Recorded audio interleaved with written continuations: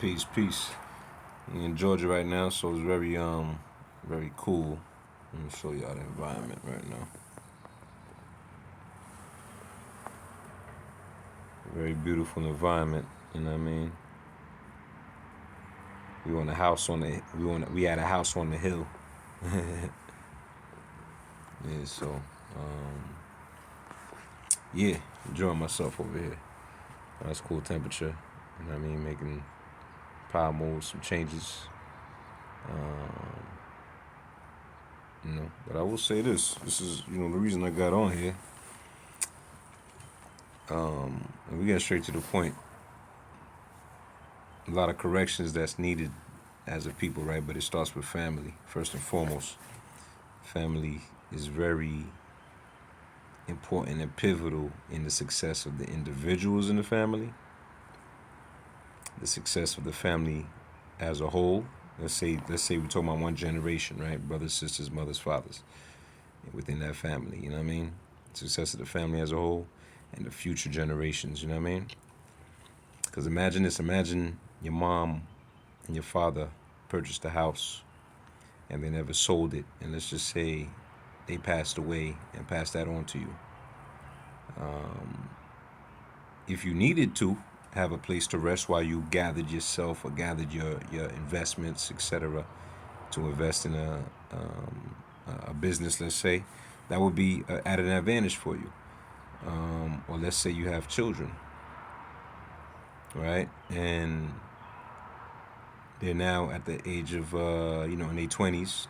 They move out of home. They have a place that they could rest and not have to pay necessarily a mortgage or whatever too heavy, that they could build, use as a, not want to say a crutch, but use as an assistance, not a crutch. Because some people say that, but it's not all about doing it all by yourself. Sometimes it's necessary to have family assist you in whatever way. Um,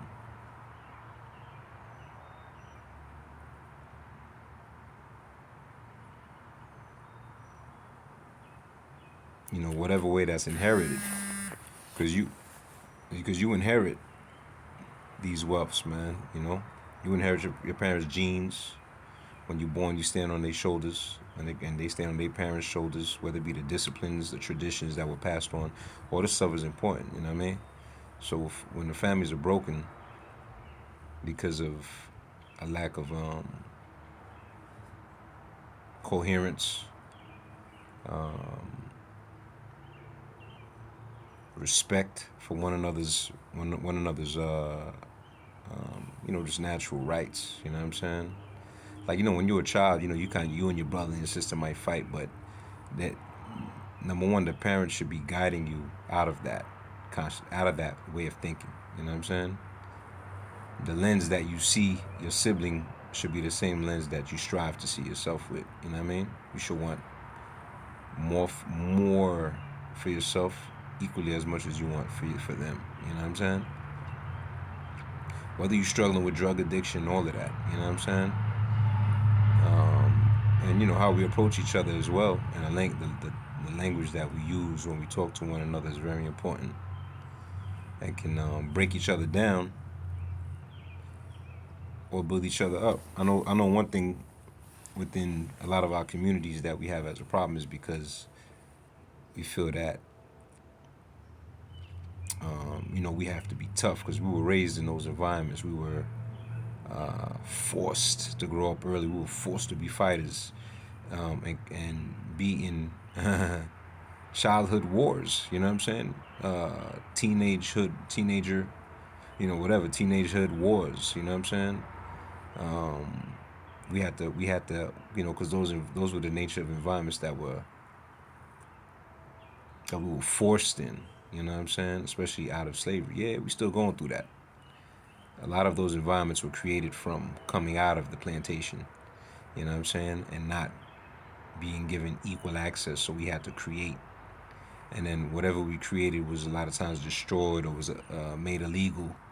What we once did without a license, now we had to do it with a license. So the opportunity that we were able to create early on after um, slavery, and the Emancipation Proclamation, all of that are coming out of sharecropping or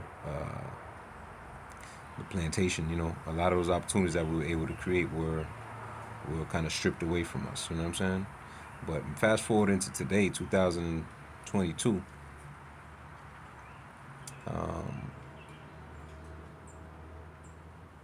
it requires a different mentality. We gotta approach each other differently. We can't be so hard. We can't be so harsh. Even though you want to raise your family strong, at the end of the day, everybody want to be loved, and everybody want to know that those who love them will go all out for them.